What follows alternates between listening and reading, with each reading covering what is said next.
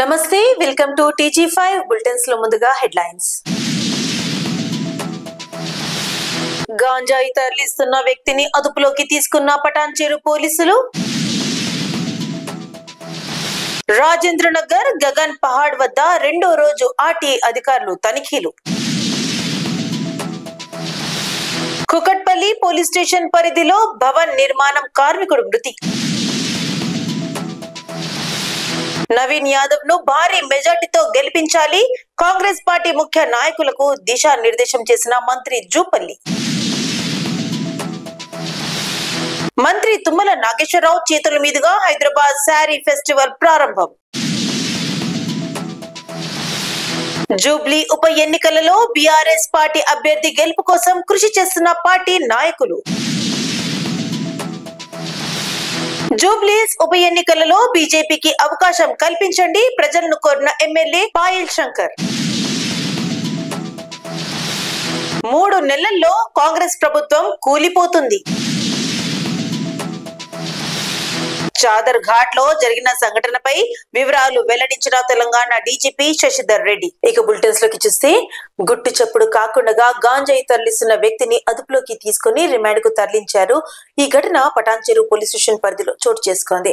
ఎండు గాంజాయి తరలిస్తున్న సమాచారం మేరకు ముత్తంగి ఔటర్ రింగ్ రోడ్ సమీపంలో SIN రాజు తన సిబ్బందితో కలిసి మాటువేగా మహారాష్ట్ర రాష్ట్రం ఉస్మానాబాద్ జిల్లాకు చెందిన సంతోష్ మధుకర్ చౌహాన్ 34 సంవత్సరాల అనుమానాస్పదంగా కనిపించడంతో అదుపులోకి తీసుకుని విచారించగా అతని బ్యాగ్ లో నుంచి 10 కిలోల ఎండు గాంజాయి గుర్తించి అదుపులోకి తీసుకున్నట్లు ఆయన తెలిపారు. అదుపులో ఉన్న వ్యక్తిని విచారించగా ఒరిస్సా రాష్ట్రం ఖుర్దా గ్రామానికి చెందిన సురేష్ బెహ్రా వద్ద తాను ఎండు గాంజాయి తీసుకున్నట్లు SIకి తెలిపారు. సంతోష్ అనే వ్యక్తి 3-4 సార్లు ఇక్కడికి ఎండు గాంజాయి తరలించినట్లు తెలిపారు. సంతోష్ ని రిమాండ్ ను తరలించినట్లు ఈ సందర్భంగా SI రాజు తెలిపారు. రాజేంద్ర నగర్ గగన్ పహాడ్ వద్ద రెండవ రోజు ఆర్టీఐ అధికారులు తనిఖీలు చేపట్టారు. తెల్లవారుజాము నుంచే కొనసాగుతున్న తనిఖీలు బెంగళూరు నుంచి నగరానికి వస్తున్న సుమారు 60 ప్రైవేట్ బస్సు ట్రావెల్స్ బస్సులను తనిఖీ చేసి రవాణా శాఖ అధికారులు సిబ్బంది నిబంధనలు పాటించని 5 బస్సులపై కేసులు నమోదు చేసి దర్యాప్తు చేపట్టారని MIV సురేష్ కుమార్ తెలిపారు. ఇవాళ సిసి బస్ స్పెషల్ డ్రైవ్ లో మార్నింగ్ 4:30 నుంచి ఇక్కడ చెకింగ్ లో ఉన్నాము.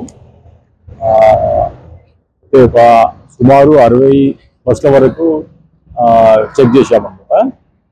దాంట్లో వాళ్ళ డ్రైవర్లకు కూడా ప్యాసింజర్లకు ఎలాంటి జాగ్రత్తలు చెప్పాలో అని చెప్పినాం అన్నమాట.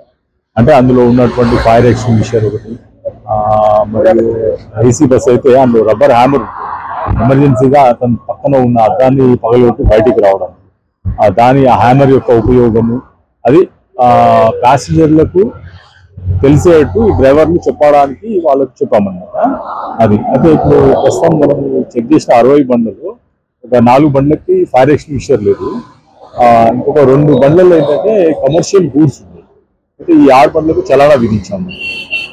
అయితే ఇవాళ సీజ్ చేసిన ఏం లేవండి first. All vehicles are having valid documents. ఇవాళ 6 కేసులు నమోదైనాయి. అందులో ఫైర్ ఎక్స్టింగ్విషర్ లేని 4, 2 కమర్షియల్ గూడ్స్ తీసుకెళ్తున్నారు. అంటే బస్సులో కమర్షియల్ గూడ్స్ తీసుకెళ్తున్నాం. అందులో ఏముంటుందో తెలియదు, ప్యాకింగ్ ఉంటుంది కదా, దానికని వాళ్ళకు కూడా చాలా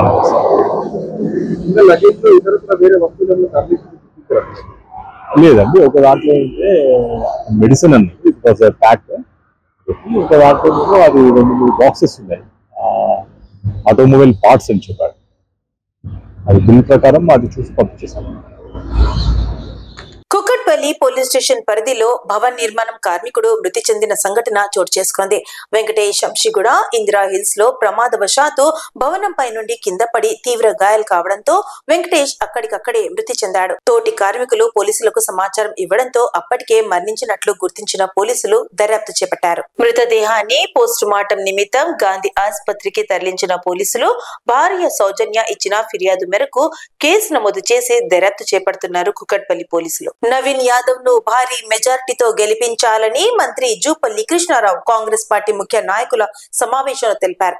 జూబ్లీహిల్స్ నియోజకవర్గం ఎర్రగడ్డ డివిజన్ ఐఏ ప్యాలెస్ లో పర్యాటక సాంస్కృతిక శాఖ మంత్రి జూపల్లి కృష్ణారావు కాంగ్రెస్ పార్టీ ముఖ్య నాయకులు కార్యకర్తలతో సమావేశం నిర్వహించారు. జూబ్లీహిల్స్ ఉప ఎన్నికను ప్రతి ఒక్కరూ ప్రతిష్టాత్మకంగా తీసుకోవాలని, సమిష్టిగా కష్టపడి పనిచేసి కాంగ్రెస్ అభ్యర్థిని గెలిపించాలని దిశానిర్దేశం చేశారు. పార్టీ విజయానికి ప్రతి బూత్ స్థాయిలో పనిచేయడంతో పాటు ప్రతిపక్షాల నాయకుల ఆరోపణలు, సోషల్ మీడియాలో అసత్య ప్రచారాలు చేస్తూ ప్రజలను తప్పుదారి పట్టించే వాటిపై అప్రమత్తంగా ఉండాలని వివరించారు. ఇంటింటికి వెళ్లి ప్రభుత్వ సంక్షేమ పథకాలను వివరించాలి అని కార్యకర్తలకు సూచించారు. గడప గడపకు తిరుగుతూ ప్రభుత్వం అందిస్తున్న పథకాల గురించి ప్రజలకి వివరించి కాంగ్రెస్ పార్టీ అభ్యర్థి నవీన్ యాదవ్ అత్యధిక మెజార్టీతో గెలిపించడానికి ప్రతి ఒక్కరూ అనిశలు కృషి చేయాలని పిలుపునిచ్చారు. ఈ సమావేశంలో ప్రభుత్వ విప్ ఆది శ్రీనివాస్, ఎమ్మెల్యేలు, కార్పొరేటర్లు తదితరులు పాల్గొన్నారు. చెరువులు కబ్జా చేసి రకరకాల వ్యవహారాలు చేసి రాష్ట్రాన్ని అప్పుల కుప్పగా మార్చి చిప్ప చేతికిచ్చి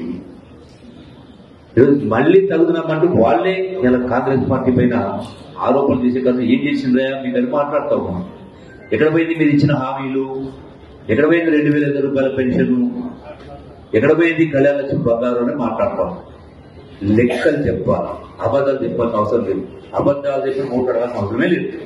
వాస్తవాలు సంవత్సరానికి 75,000 కోట్లు అంటే సపోజ్ ఒకవేళ మీరు అంత ధనిక రాష్ట్రం మీకు అప్పచెప్తే ఈ 10 సంవత్సరాల రూపాయల్లో ఇన్ని లక్షల కోట్లు, అంత లక్షల కోట్ల ఆదాయం వచ్చి లక్షల కోట్ల రూపాయలు అప్పు చేసి కూడా మీరు చెప్పిన వాగ్దానాలు ఏమి నెరవేర్చలేదు. అది డబుల్ బెడ్రూమ్ ఇల్లు అయినా, నిరుద్యోగ వృత్తి అయినా, దళితులకు 3 ఎకరాల భూమి అయినా ఎక్కడ కూడా చేయలేదు. ఇంత ఆదాయం వచ్చి లక్షల కోట్లు అప్పు చేసి మళ్ళీ మీరేమంటున్నారు?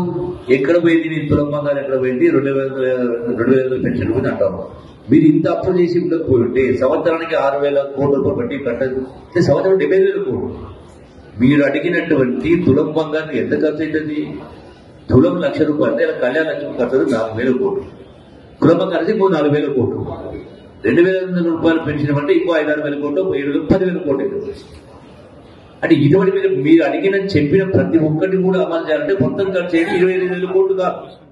ఈ అద్భుత కళాత్మక ప్రదర్శన అయిన హైదరాబాద్ శారీ ఫెస్టివల్ ను చేనేత జౌళి శాఖ మంత్రి తుమ్మల నాగేశ్వరరావు ప్రారంభించారు. ఈ ఫెస్టివల్ ఈ నెల 30వ తేదీ వరకు అమీర్పేట్లోని కమ్మ సంఘం ప్రాంగణంలో జరగనుంది.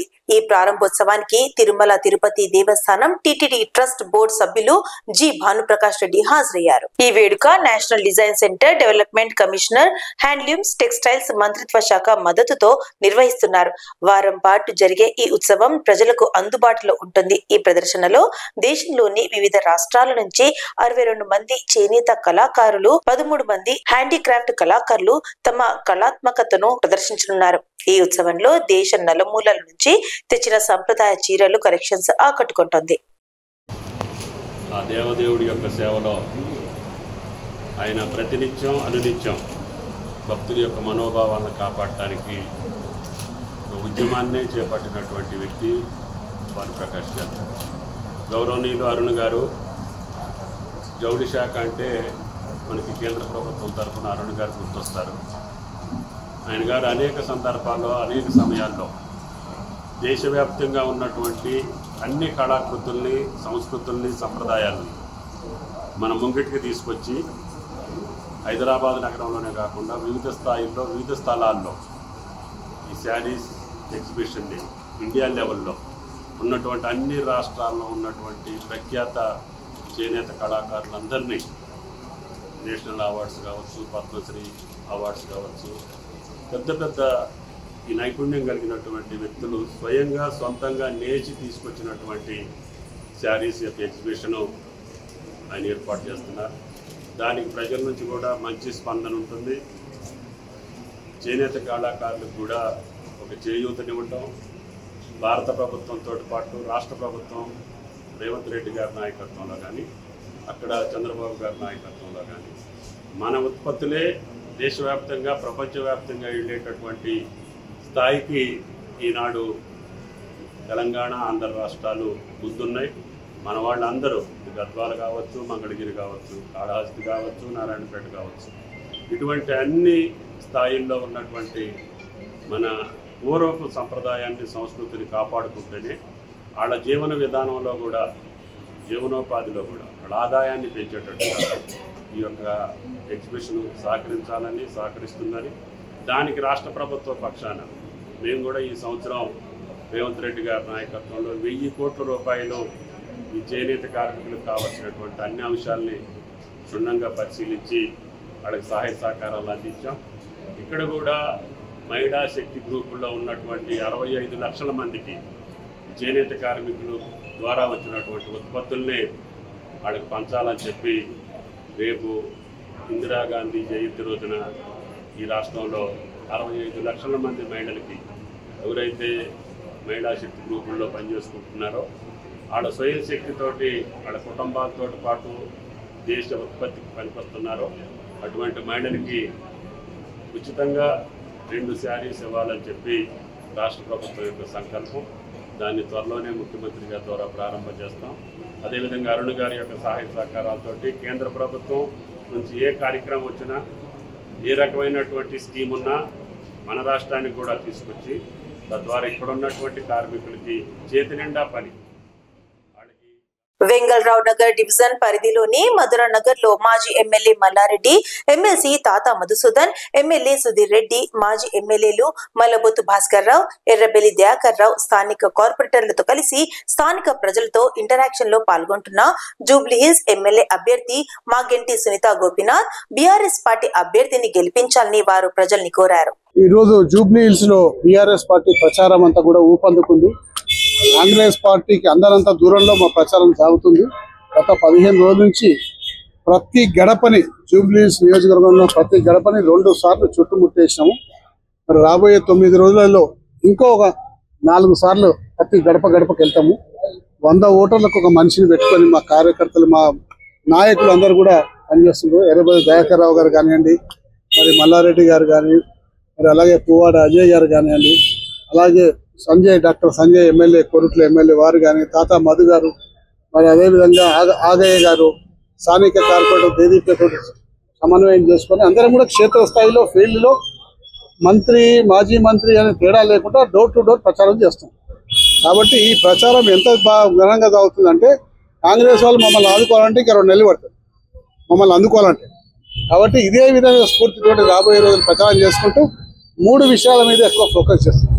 ఒకటి, టీఆర్ఎస్ ఇచ్చిన అబద్ధపు హామీలు, కాంగ్రెస్ పార్టీ వైఫల్యాలు, టీఆర్ఎస్ పార్టీ గతంలో చేసిన హైదరాబాద్ యొక్క అభివృద్ధి కార్యక్రమాలు. 3వది స్థానిక అభ్యర్థి యొక్క గత చరిత్ర, అంటే వాళ్ళకున్న నేపథ్యం కానివ్వండి. ఎందుకంటే అందరూ కూడా భయభ్రాంతులు చేసి ప్రాంతంలో మేము ముందుకు పోతామని చెప్పుకునే అలవాటు వాళ్ళకు ఉన్నది. కాబట్టి ఈ 3 విషయాల మీద ప్రజలకు మేమంతా కూడా చైతన్యపరుస్తున్నాం. ఇప్పుడే పరిస్థితి ఈ విధంగా ఉంది.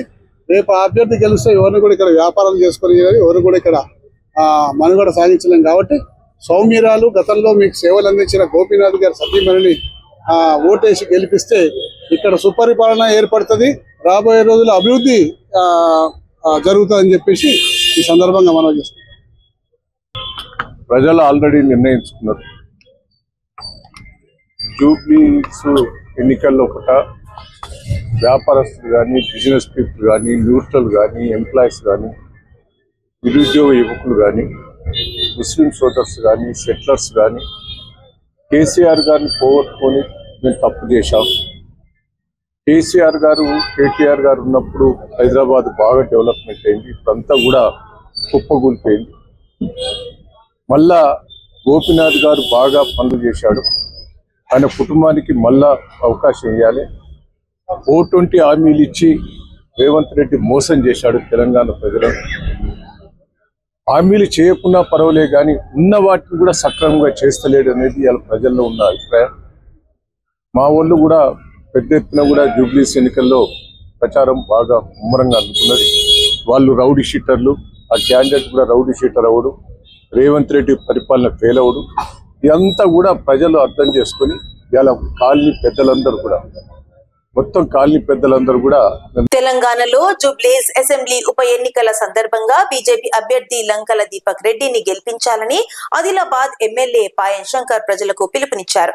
10 ఏళ్ల బీఆర్ఎస్ పాలనలో మోసాలు, 2 ఏళ్ల కాంగ్రెస్ పాలనలో దోపిడీలు జరిగాయని, ఇప్పుడు నరేంద్ర మోదీ సారథ్యంలోని కేంద్ర ప్రభుత్వ అభివృద్ధి కార్యక్రమాలతో బీజేపీకే అవకాశం ఇవ్వాలని ఆయన కోరారు.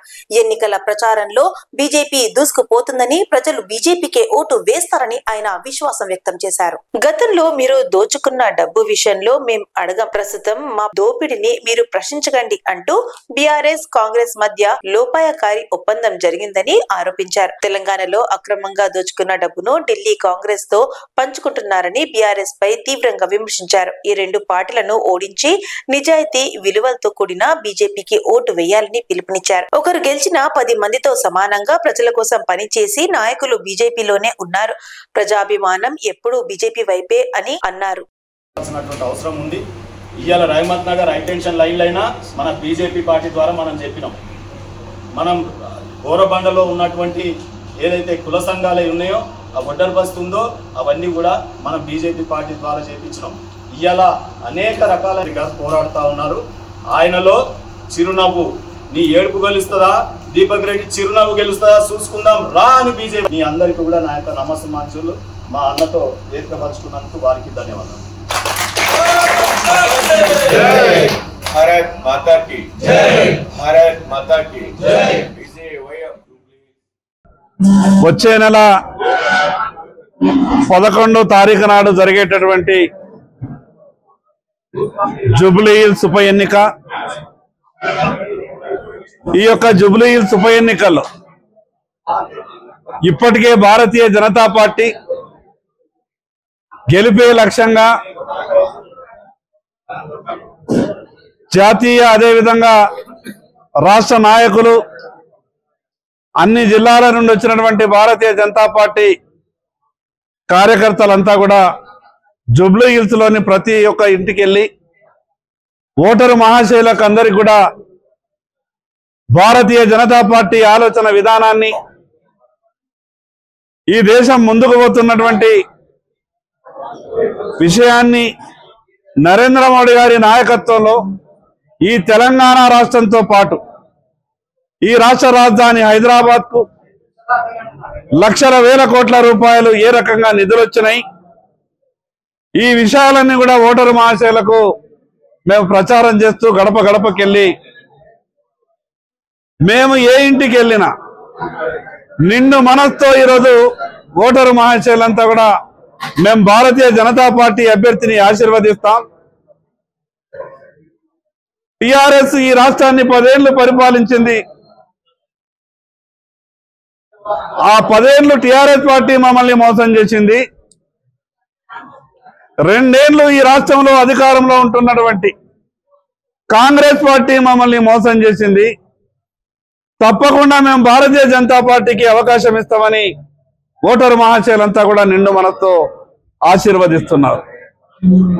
నిజంగా ఈరోజు జూబ్లీ హిల్స్ లో చాలా మందికి, రాష్ట్రంలో ఉన్నటువంటి ప్రజలందరికీ ఒక అపోహ ఏమున్నదంటే, జూబ్లీ హిల్స్ అని అంటే ఇదేదో ఈ జూబ్లీ హిల్స్ అంతా కూడా అద్దాల మేడలని, హైరైజ్ బిల్డింగ్లని, 60 ఫీట్లు 100 ఫీట్లు పెద్ద పెద్ద రోడ్లు అనుకొని ఇక్కడ ఉన్నటువంటి మౌలిక సదుపాయాలన్నీ కూడా చాలా గొప్పగా ఉంటాయని, కానీ మేము ప్రచార సందర్భంలో ఈ జూబ్లీ హిల్స్ ప్రాంతాన్ని ఇంటింటికి బస్తీ బస్తీకి వెళ్తున్నప్పుడు మారుమూల పల్లె కూడా ఈ రకమైనటువంటి అవస్థలు పడుతూ ఉన్నది. అడుగు తీసి అడిగేస్తే నాలాలు పొంగుతున్నాయి. ఎక్కడ ఎటువంటి ప్రమాదం జరుగుతుందో తెలియనటువంటి పరిస్థితి, మంచి నీటికి ఇబ్బంది, ఎక్కడికక్కడ కరెంటు వైర్లు తీగలతో కాలనీ వాసులంతా కూడా పడుతున్నటువంటి అస్తవ్యస్త వ్యవస్థలు చూస్తే ఈరోజు టిఆర్ఎస్ పార్టీ నుండి కేటీఆర్ గారు నిజంగా ఏం ముఖం పెట్టుకొని జూబ్లీ హిల్స్ లో తిరుగుతున్నారో మాకైతే అర్థమైతే లేదు. కోమటిరెడ్డి రాజగోపాల్ రెడ్డి రాబోయే 3 నెలల్లో కాంగ్రెస్ ప్రభుత్వాన్ని కూల్చబోతున్నాడని మాజీ ఎమ్మెల్సీ కపిల్ వాయి దిలీప్ కుమార్ సంచలన వ్యాఖ్యలు చేశారు. కోమటిరెడ్డి రాజగోపాల్ రెడ్డితో 30-40 మంది కాంగ్రెస్ ఎమ్మెల్యేలు టచ్ లో ఉన్నారని తెలిపారు. రేవంత్ రెడ్డి దగ్గర డబ్బులు అయిపోయాయని ఆయన ఇక ఇంట్లో కూర్చోవడం మంచిదని అన్నారు. గురించి కొత్త చెప్పాల్సిన అవసరం లేదు. మన నల్గొండ బిడ్డే పాపం కోమటిరెడ్డి రాజగోపాల్కి నేను ఉన్నా ఆయన ఎంబటప్పుడు ఆయన నన్ను కాంగ్రెస్ తీసుకుపోయాడు. ఆయనకు ప్రామిస్ చేశాడు మంత్రి పదవి ఇస్తున్నారు. ఇవాళ 2 ఏళ్ళు అయింది. ఆయన పాపం అంటే నిలబడి చూస్తా ఉన్నాడు ఎప్పుడు ఇస్తారా అని. సో ఆయన డెఫినెట్లీ నిజాయితీపరుడు. నేను చీఫ్ ఎలక్షన్ ఏజెంట్గా పనిచేసిన ఆయన నాకు చాలా క్లోజ్గా తెలుసు. ఆయన సామాన్యుడు ఏం కాదు. నాకు తెలిసి 3 నెలల లోపల కాంగ్రెస్ ప్రభుత్వానికి కూలదూస్తాడు. ఆయన ఖచ్చితంగా కూలిపోతుంది కాంగ్రెస్ ప్రభుత్వం. ఆయనతో పాటు 30-40 మంది ఎమ్మెల్యేలు నాకు తెలిసిన వాళ్ళే ఆయనకి టచ్లో ఉన్నారు. కాబట్టి పాపం రేవంత్ రెడ్డి గారు ఏమి ఇంకా కంగారు పడాల్సిన అవసరం లేదు. ఎట్లా పైసలు లేవు, ఆయన ఏం చేయలేంది లేదు, మనకే చెప్పాడు. ఇంట్లో పండుకునేది బెటర్. 3 months లోపల మన నల్గొండ నుంచే ఈ ప్రభుత్వానికి పెద్ద సంక్షోభానికి నెట్టివేయబడుతుంది కాంగ్రెస్ ప్రభుత్వం. ఇది ఏమున్నా సరే ఆ సంక్షోభంలో పోని వాడు కూలిపోడు గ్యారంటీ అని చెప్పుకుంటా కూడా. చాదర్ ఘాట్ లో పోలీసులపై మొబైల్ స్నాచర్లు కత్తితో దాడికి యత్నం చేశారని డీజీపీ తెలిపారు. సెల్ ఫోన్ స్నాచింగ్ కి పాల్పడే వారిని పట్టుకునే క్రమంలో నిందితులు కత్తితో దాడి చేశారని అన్నారు. నిందితుడు ఓమర్ అన్సారీపై 22 కేసులు ఉన్నాయని తెలిపారు. కలప్ధార్ పరిధిలో ఓమర్ అన్సారీపై రౌడీ షీటర్ కేసు ఉందని, ఆ ఆపరేషన్ లో ధైర్య సాహసాలు కనబరిచిన డీసీపీ గన్ మ్యాన్ ఆరోగ్య పరిస్థితి తెలుసుకున్నారు. ప్రస్తుతం వారి ఆరోగ్యం నిలకడగా ఉందని తెలిపారు. ఫరార్లో ఉన్న వారికి గాలిస్తున్నాము. నిందితుడు ఓమర్ అన్సారీకి ఆపరేషన్ జరిగిందని, నిందితుడి ఆరోగ్య పరిస్థితి కూడా నిలకడగా ఉందని, హైదరాబాద్ శాంతి భద్రత విషయంలో కఠినంగా వ్యవహరిస్తామని డీజీపీ హెచ్చరించారు. బులెటిన్స్ ముగించే ముందు హెడ్లైన్స్ మరోసారి.